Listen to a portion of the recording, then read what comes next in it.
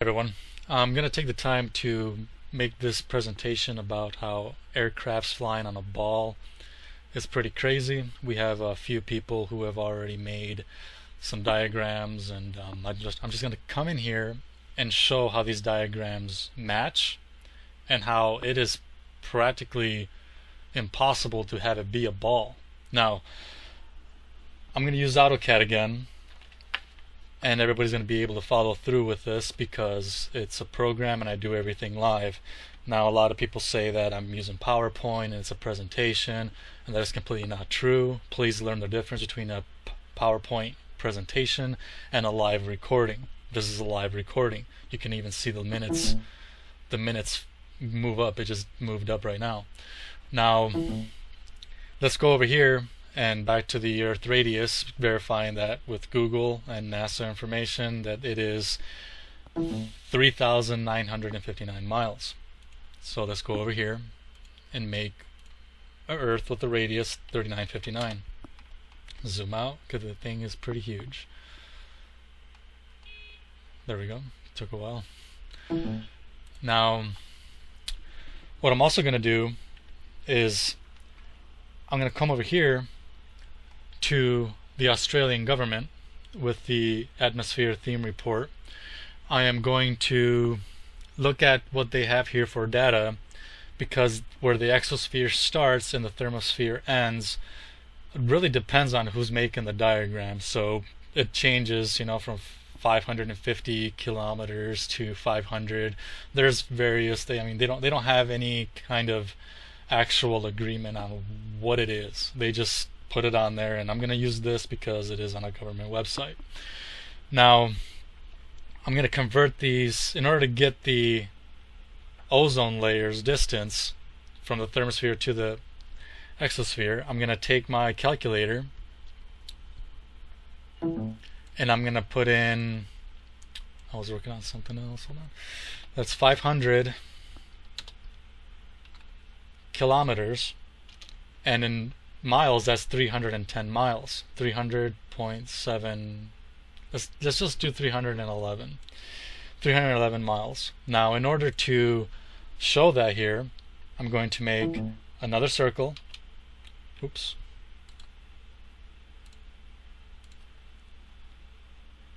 With the radius of, let's take the calculator here, 3959 plus 311 miles.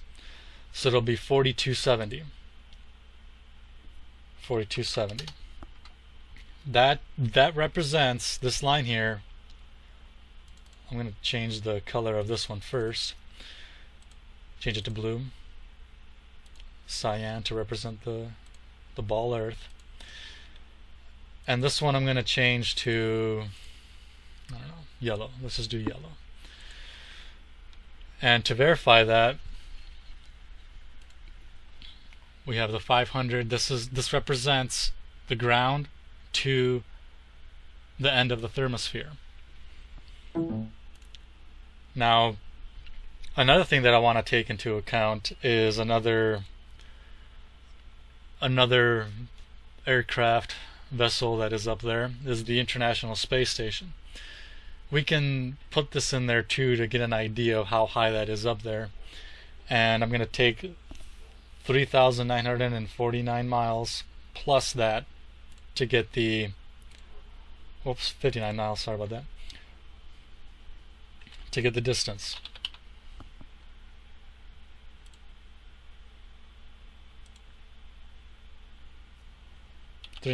Whoops, gotta get the calculator first. Plus, and to verify, 249, about 250 miles. 4208.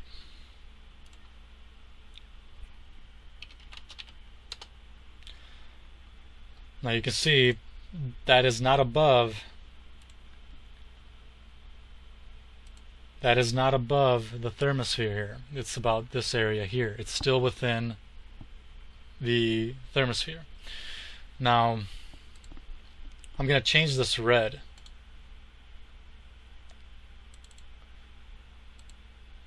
the flight path of the ISS is red. Now, one of the things that I want to do is show a plane flying at an altitude of 35,000 feet is what it's gonna look like. So let's start plotting this thing. Go to the intersection, and then we're gonna take the feet. Oops, there it is. And we're gonna convert it to miles. I already know by the top of my head, but gotta put it here for people. So 35,000 feet is about 6.6 miles. So we're just going to round that down to 6.6 miles. 6.6. Okay. Now you can see from that little line there that represents an aircraft at that altitude, and it's very far away from that. Now I'm going to plot a distance of a flight trip that goes on constantly and daily from San Diego to Miami. And if you see here, the distance that I measured is about 2,260 miles from San Diego to Miami.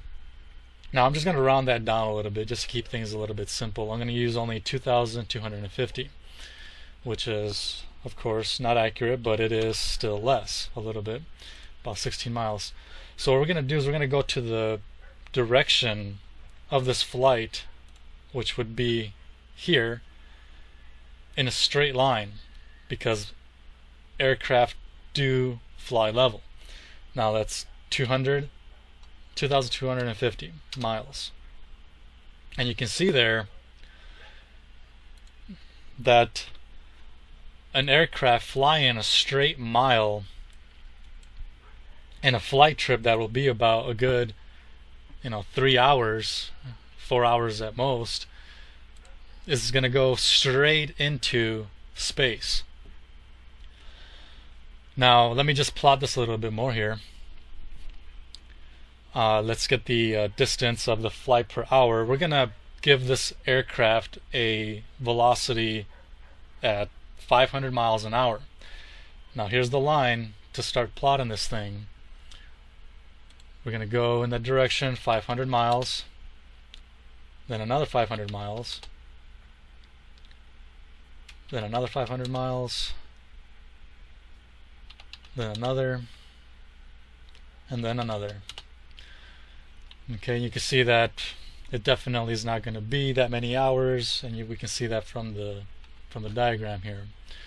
Now I'm going to start making some lines to make intersections of how much curvature drop, if indeed the Earth was a ball, we would have to compensate for on this flight trip.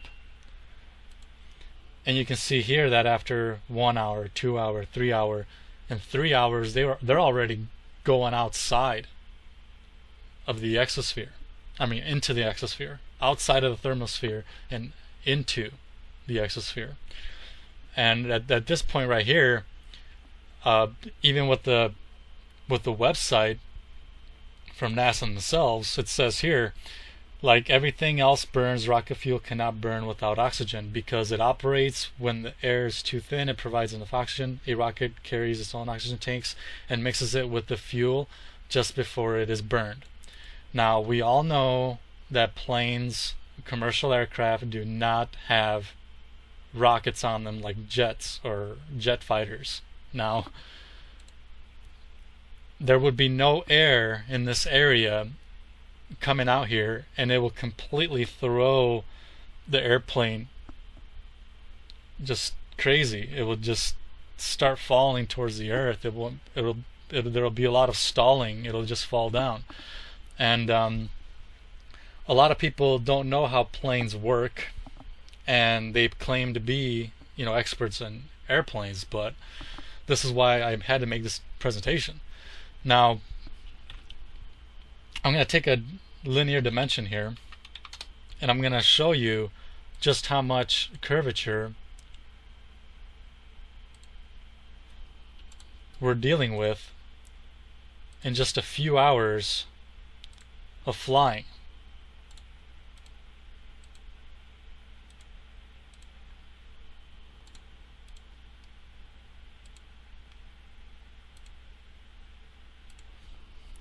Now you can see after the 1 hour, 2 hour, 3 hour, 4 hour trip, it's going to be about 708 miles drop of curvature that the plane would have to be nosediving down to compensate for. Because if the plane flew in a straight line, keeping level, like they do with the gyroscope, with the artificial horizon, the attitude meter, if they do not curve down, they will go straight into space. Now, I'm going to zoom in here, and I'm also going to do the linear dimension for verification purposes of the 500 and the 1000. Oops.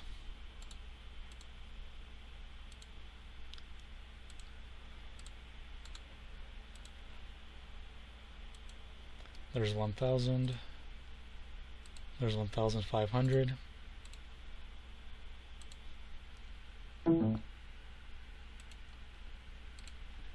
Okay, now there's our verification of the measurements, and that is 2250, like we predicted before we did all this. I brought it down just to make this presentation. So there it is, 500, 1000, 1500, and 2250. And the drop at the first hour is 38 miles. The second hour is 134 miles. The third is 301 miles. And the fourth, of course, is 708, like I showed you earlier. The thing that goes on with the discussions and people who present themselves as experts in aircraft have really never been inside a cockpit before, or vice versa. They just never even flown a plane either.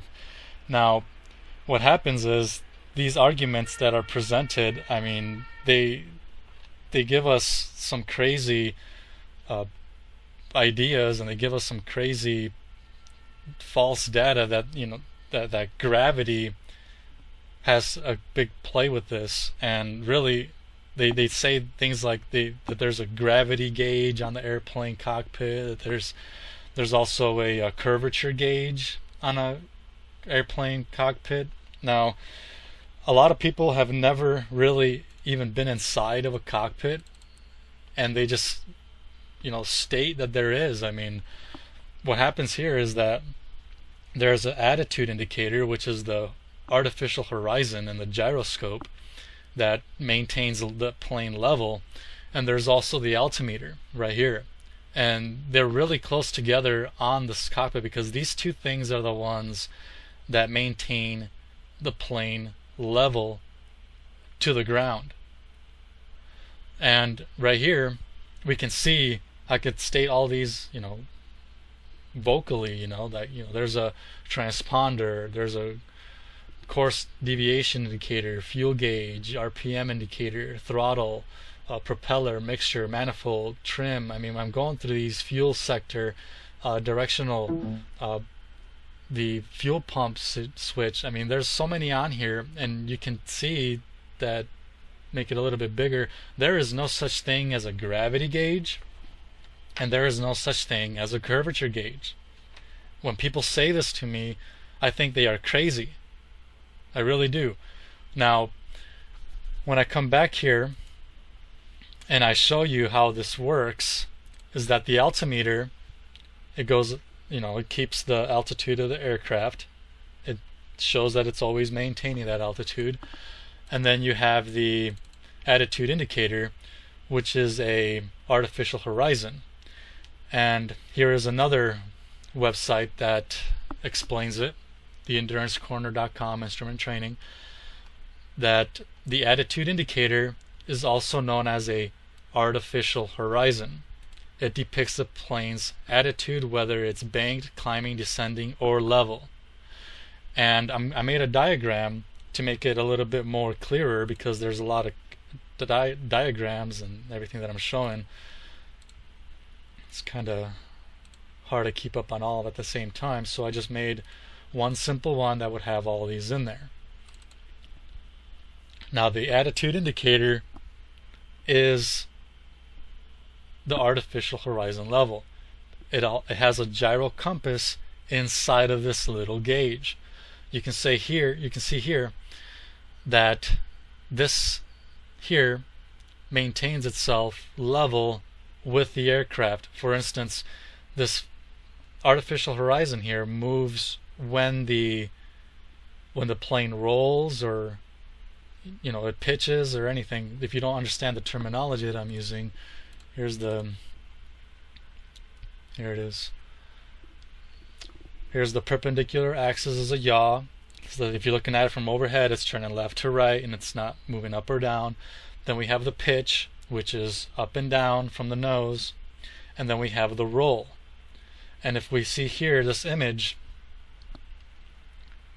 this airplane is rolling to the left and the gyro compass moves with it. Now, another thing that I want to show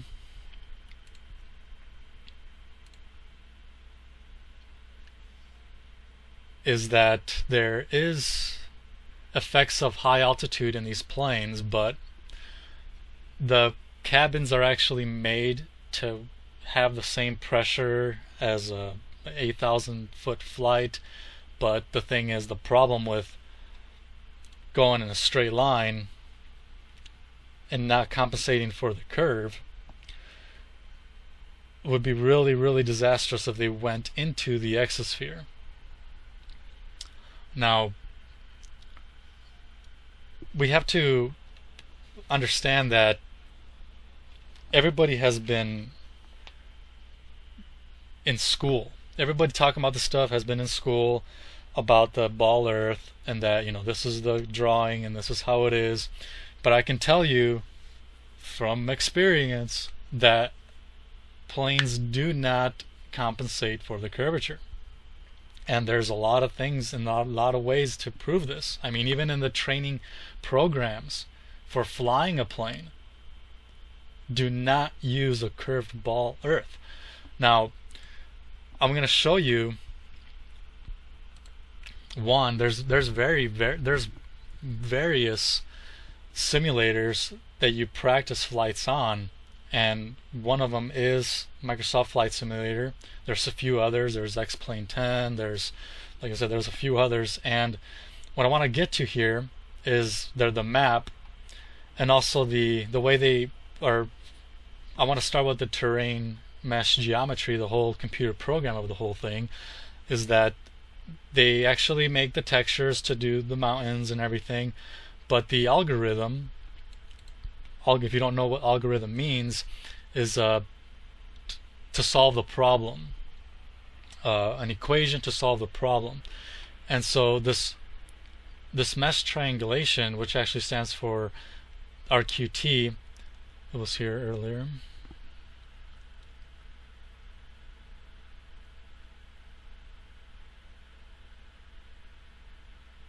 Is restricted quad tree triangulation. Sorry, it was right in front of me. But the restricted quad tree triangulation, or RQT, it generates the seamless mesh whose complexity depends upon the roughness of the terrain. So what this is saying here is just explaining how the 3D program makes mountains and textures and stuff like that. But the RQT algorithm, the restricted quad tree triangulation, as published for the video game, for the simulation, is really intended for flat earth terrain, where the sea level elevation reference is assumed to be an infinite plane. So in order to make their programs work, they had to make the earth flat, because that's how it is in real life. They cannot make it on a ball earth. And over here, when you scroll down, they go into some equations of how they state that you have to think that you're on a ball, but they give you a really strange explanation here, because I'm in IT and I'm reading it and I'm just like, what does this have to do with not being able to make it a ball? Because with a 3D program you can make anything. You can do anything with a 3D program. But because this is a simulation for real life, they're not making it into a ball. So here it is, folks. The equations must evaluate 64-bit floating points and prevent loss of precision. The 7 significant dishes, the 32-bit floats, and they represent the point door submeter accuracy, since the rendering pipeline Direct3D in this case uses 32-bit floats. Now I'm reading that, and to me it's just complete baloney. Direct3D using 32-bit or 64-bit memory has nothing to do with not being able to make the world a ball. The 32-bit and 64-bit are actually just the differentiate of if you can use a 64-bit operating system or a 32-bit operating system that can handle, 32-bit processors with an operating system can only handle 4 gigs of RAM. And 64-bit operating systems can handle more than 4 gigs of RAM and are able to process faster and things like that. It has nothing to do with not being able to make a ball. Like I said, you can make anything with a video game. And here we have a terrain local origin, which is telling you this is the terrain of the triangular mesh. It's intended for flat Earth, and it has a perfect 90-degree angle. And then it wants to tell you that it has a camera looking down somewhat. If you've ever done a simulation, or if you've ever seen anything, even on a video game, they don't compensate for the curve. Even for training for the airplane flights. Now, I'm laughing because, this is right here in your face. It's insane. Now let me take some time here to recap, because there's a lot of information that I went through. I don't know if I covered everything. I hope I didn't. But yeah, the thing is, not too many people are able to think this through very well. They honestly believe that they are flying level, and then they have a little globe on the side like, hey, remember, you're on a ball. It's really, really cynical. Now, I can take this diagram here, this presentation, and that, there's about quite a few airplane flight pilots out there. If you've never looked at it, there was in February in Seeger, in Flyer magazine, February 2015, there are approximately 100,000 commercial pilots. Now imagine the ones that are not commercial. There's over 100,000 commercial pilots. That's 1,000 or 130,000 commercial pilots, of which 4,000 females are part of that. That's pretty. That's a 32-to-1 ratio. Ladies, you got to step it up. You can't be thinking that you can take selfies all day on Instagram and have a life. Step it up, ladies. I'm sorry.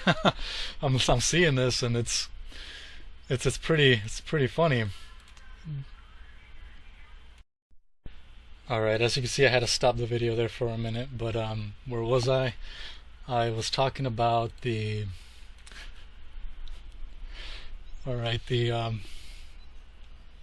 distance here. So, well, I gotta say that there's various ways to put this to the test. I could do it myself, but I don't have a plane right now in my presence. But in the question of any kind of science or any kind of debate or discussion, and even in the authority of over 1,000 professors or mainstream scientists or even pilots right now, the authority of thousands of them is not worth the humble reasoning of just one individual.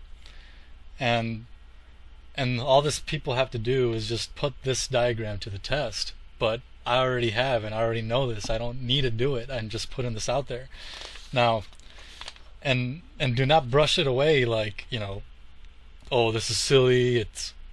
This is an insult to my intelligence, blah blah blah. Hey, I was there a long time ago. You cannot deny this.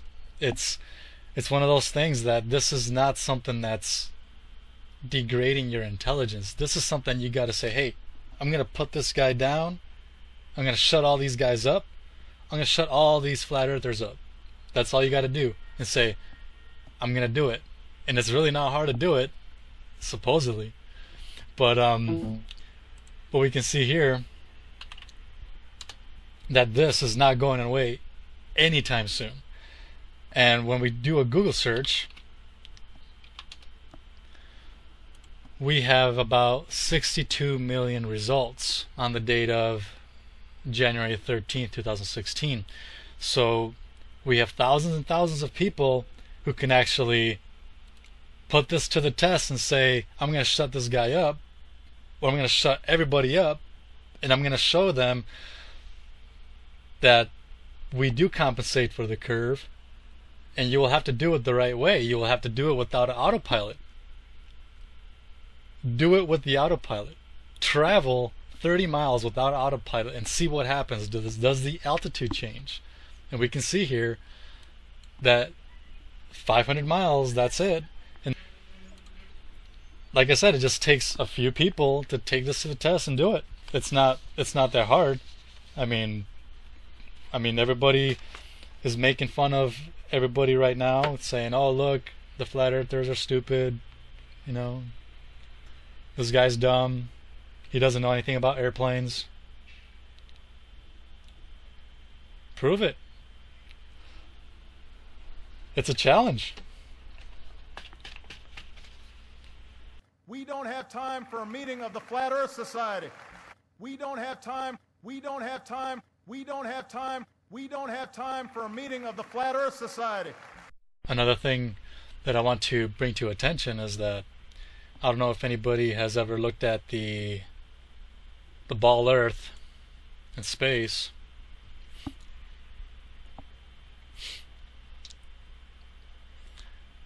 And this is real time. There's the world we're supposed to be living on, and then we have Australia right here. I mean, this ball Earth belief makes you believe that when you arrive in Australia, it looks something like this.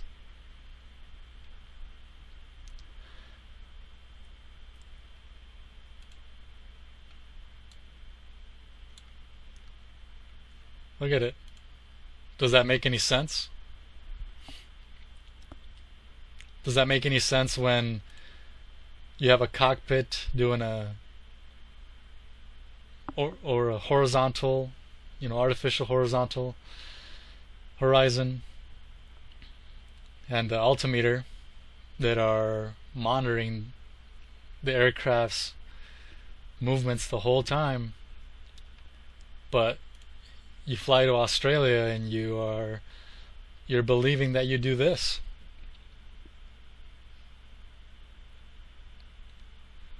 It's pretty crazy, isn't it? Alright, I hope that is it for today, I guess. I don't know, maybe if I can think of anything. I mean, this would actually be the thing that's happening if that is completely true. I mean, it's hilarious. I used to believe this,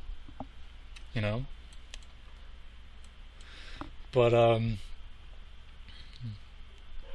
the discussions are open. The comments will be available to present any kind of proofs. I mean, I don't deny anybody, so please come in here and present that this here is wrong, and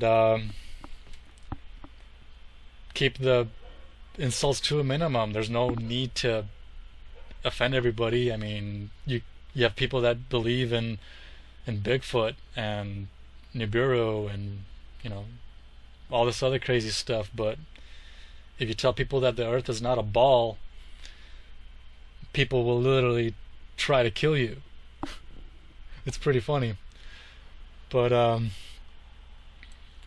there you have it. Show somebody, present it to somebody, and I'm gonna go get some coffee right now because I'm gonna need it. Take care.